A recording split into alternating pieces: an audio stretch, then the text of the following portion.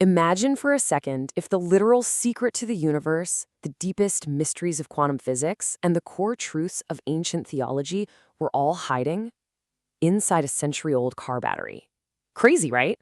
Well, welcome to this explainer. Today, we're unpacking a sweeping, genuinely wild set of source texts that attempts to rewrite literally everything we think we know about how reality operates.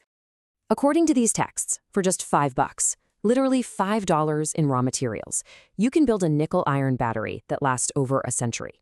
And we're not talking about some theoretical concept scribbled on a whiteboard here. This is a physical, heavy device. It's Thomas Edison's actual battery design from the early 1900s. Now contrast that $5 with the expensive, hyper-engineered lithium-ion batteries we carry around today. You know, the ones that degrade and die in just a matter of months? So you gotta wonder, why don't we all have these immortal batteries powering our homes and cars right now? We've all been there, right? You buy a brand new smartphone and 24 months later, the battery is completely drained by noon. Or a household appliance magically breaks down the exact week the warranty expires.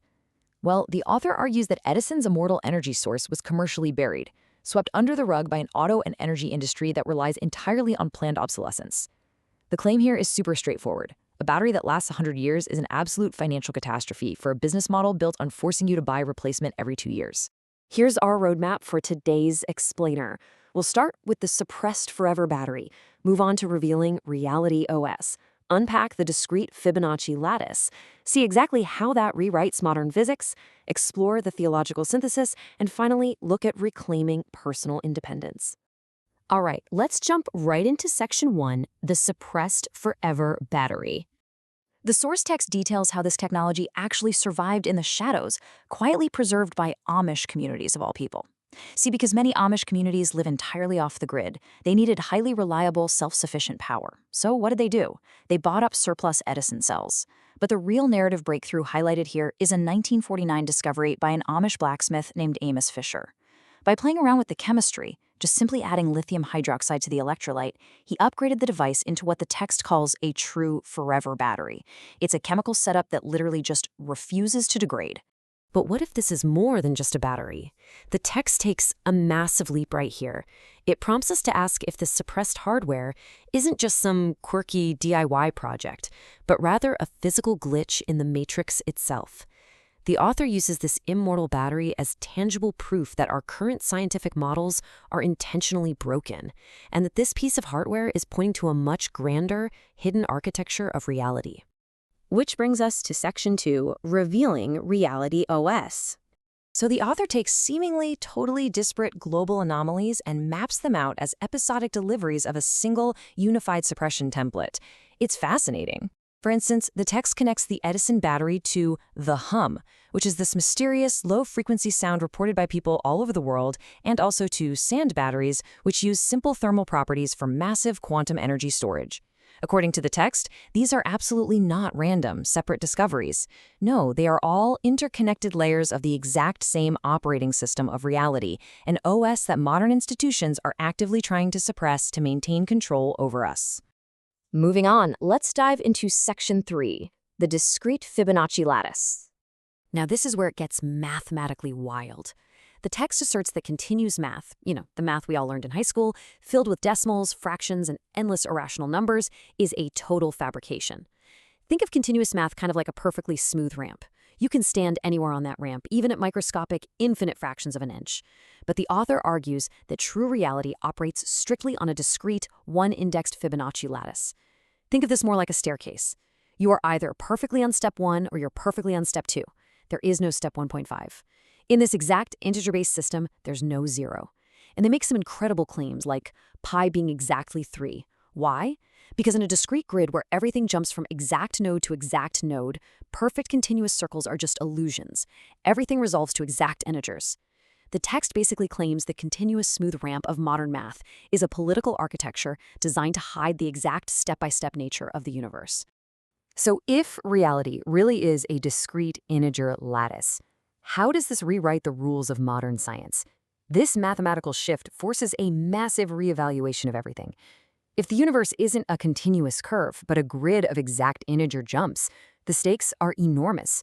It implies the entire foundation of standard model physics is built on a lie. Let's explore that in Section 4, rewriting modern physics. Let's look at the universe's mass energy budget. Standard scientists look at the galaxies, realize there simply isn't enough visible normal mass to explain the immense gravity holding everything together. So what do? They invent dark matter and dark energy to balance out their continuous equations. But the author completely reinterprets this 95% dark sector. In the discrete framework, no mysterious invisible dark matter is needed at all to make the math work. That missing energy? It's simply the natural, built-in potential energy of the exact mathematical lattice itself. And the text applies this directly to the quantum level too. Take the Meissner effect, for example. That's that famous experiment where you see a magnet magically floating over a supercooled superconductor. In standard physics, we say the superconductor creates a repelling magnetic field that pushes the magnet away. But in this discrete theory, it's far simpler. The math of the universe literally has no input port for that magnetic energy to scatter into. Because there is absolutely no space between the stairs, no computational void, the object simply floats. The universe just perfectly self-calculates through exact arithmetic without losing a single drop of energy. And that brings us to Section 5, the theological synthesis. Here, the author weaves ancient texts like the Quran and the Bible directly into the math, arguing that physics and theology are actually the exact same discipline, describing what it calls the light lattice. Now, how does a math equation equal a scripture verse? Well, take exact recurrence, which is the mathematical idea that every point in the discrete lattice perfectly repeats without ever decaying. The author maps this right to the scriptural verse, stating there is no distinction between messengers. In the math and in the theology, every node in the divine lattice holds equal weight and exact precision.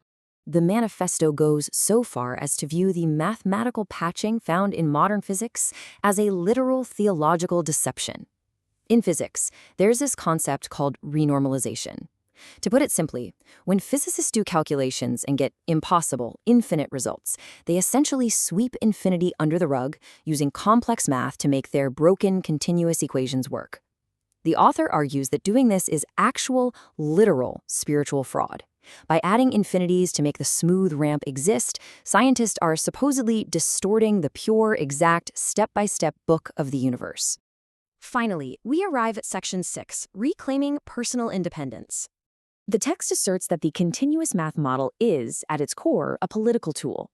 The mindset that requires continuous math is the exact same mindset that forces you to buy a new smartphone battery every 2 years. It's a system entirely designed to enforce artificial scarcity and reliance on external authority. But think about it. If every point on the discrete lattice is mathematically connected, perfectly self-correcting, and infinitely abundant, then separation, scarcity, and authority are just illusions. Embracing the discrete lattice, the author claims, guarantees true personal freedom. The author frames this entire framework as an invitation, a jailbreak really, to recover suppressed knowledge and tune our lives back to the pure signal of reality. Whether you see this as a stroke of unrecognized, profound cosmological genius, or as an incredibly well-constructed internet thought experiment, it absolutely forces us to look at the givens of our reality. From the dying batteries in our pockets to the fundamental math in our textbooks, we really have to ask, who exactly wrote the rules? Are we trapped on a continuous curve of scarcity, or are we living inside a discrete, infinite lattice of abundance?